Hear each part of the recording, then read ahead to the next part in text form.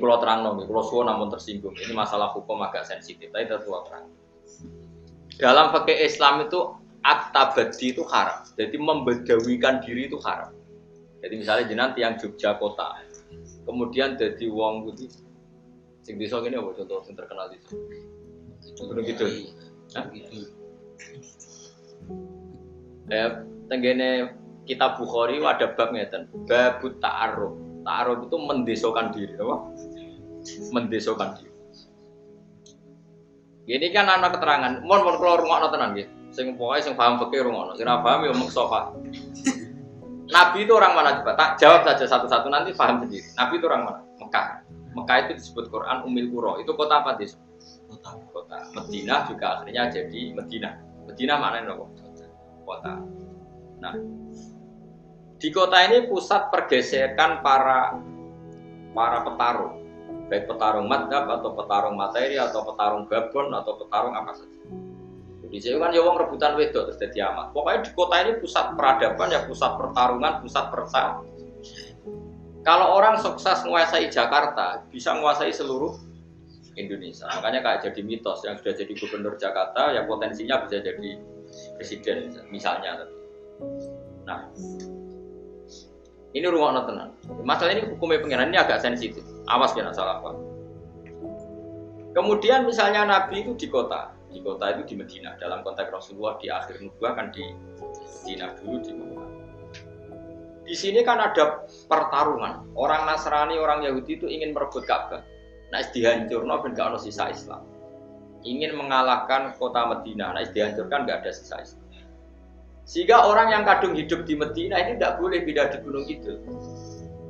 Orang yang hidup di dekat Ka'bah nggak boleh pindah di Gunung Kidul. Kalau pindah, berarti Ka'bah nggak digoni wong kafir, digoni wong fasik, terus tidak mendapat penghormatan yang selayaknya. Dan itu awal dari kehancuran Islam.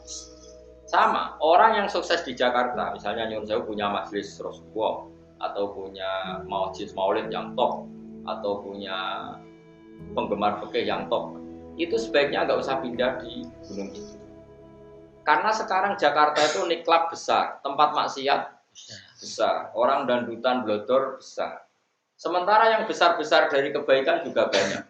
Ada maulid-maulid besar. Ini sekali mereka wedi maksiat terus pindah ning desa, berarti tidak ada lagi kebaikan di kota. Nah, ini hukum dasar. Saya ulang lagi, ini hukum dasar. Tentu ada hukum-hukum yang nanti menjadi pengecualian. Misalnya begini, yang di kota pindah di desa karena ngerasa sepuh, di kota sudah ada penggantinya. Paham ya? Berarti hakikatnya ya itu sunatullah, sudah tua ya ingin istirahat. Toh ada yang ganti.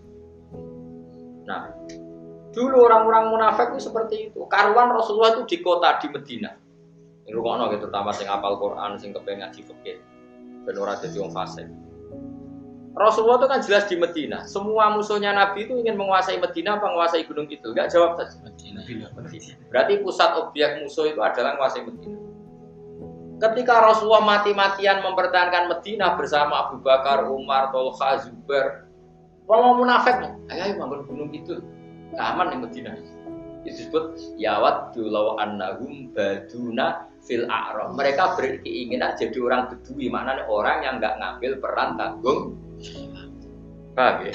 Jadi kira-kira kayak Jogja itu tahu jadi serangan 5 Maret apa 1 Maret? Serangan umum. 1 Maret. 1 Maret Jogja jadi objek serangan, malah gue bilang, "Ayo cuma ke Jogja, saya ini pindah ke Nusa Kambangan." Ya kalau kita pindah ya malah dikuasai total Belanda karena nggak ada aral sama sekali yang menghalangi Belanda menguasai Jogja. Nah, makanya hebatnya Imam Bukhari, termasuk ahli Imam Bukhari, beliau punya bab hurmatit ta'aruf, bab haramnya mendesokan diri. Jadi misalnya saya ini kan termasuk kecelok kiai di Jogja. Beberapa kiai kecelok tokoh di Jogja. Itu harus terus beraktivitas di Jogja atau Jakarta. Karena itu sudah mewarnai Jogja, mewarnai Jakarta. Nggak boleh terus manggon Gunung Kidul. Terus Jakarta dikuasai orang hanya nyuwun sewu dengan tema seks, tema judi, tema macam. Piro-piro ada orang-orang soleh yang ada tema maulid, tema kebaikan, tema tahlil, tema macam-macam. Karena kalau orang-orang soleh ini ta'aruf berarti kota total dikuasai tema maksiat. Eleng-eleng, enggak boleh orang bermental apa? Lau annahum baduna fil a'rabi napa yas'aluna anak. Jadi termasuk sifat elek napa?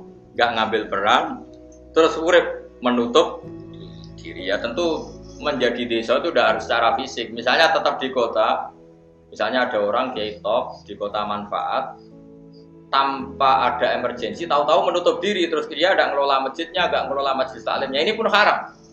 Karena maksiat dikelola secara baik, ini yang kebaikan dikelola malah kiainya memensiunkan diri. Berarti dia nerido kebaikan berhenti.